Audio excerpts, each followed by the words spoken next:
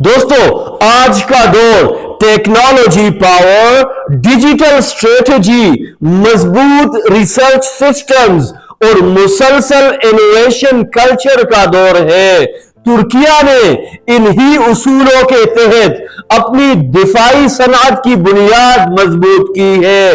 तुर्क बगैर पायलट के लड़ाका तैयारा जिसने अपने टारगेट को बियॉन्ड विजुअल अंदाज में गैर मामूली कामयाबी से हिट किया, यह सिर्फ एक मिशन नहीं बल्कि तुर्किया की सोच, मेहनत और ताकत की अलामत है कि दिफाई तरक्की का सफर गैर मामूली है। स्ट्रेटेजिक इंजीनियरिंग, जदीद आर्टिफिशियल इंटेलिजेंस इंटीग्रेशन, टेक्नोलॉजी में दुनिया का एक अहम यूएवी, मजबूत प्रोजेक्ट मैनेजमेंट और मुसलसल टेक इवोल्यूशन ने तुर्की को एक अहम खिलाड़ी बना दिया है।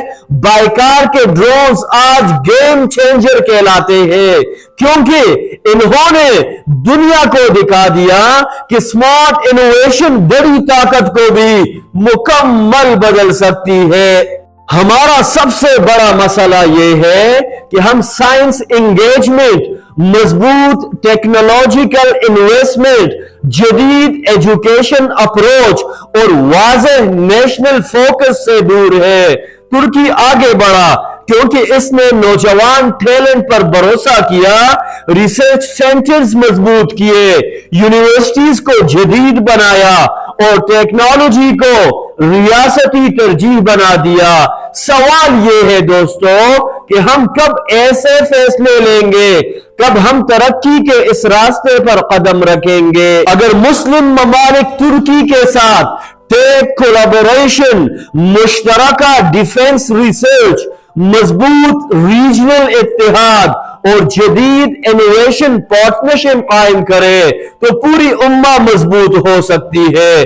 तुर्की आज एक मॉडल बन चुका है और जरूरी है कि हम इस मॉडल को कबूल करें, मिलकर काम करें, सीखें, टेक्नोलॉजी शेयर करें और एक ऐसा मुस्तकबिल बनाएं जहां उम्मत पूरी दुनिया में बावकार खड़ी हो। दोस्तों, तुर्क तरक्की एक पैगाम है कि अगर इरादा और विजन सच्चा हो और लीडरशिप ऑनेस्ट हो तो कौमें नामुमकिन को मुमकिन बना देती है।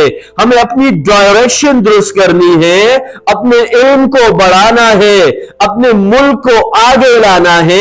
आइए वो नस्ल बनते हैं जो उम्मत को नई ताकत दे, वो नस्ल जो तुर्की की तरह दुनिया को हैरान कर दे और जिससे असलहा लेने के लिए यूरोपियन कंट्रीज भी कतार में लगे हुए हैं।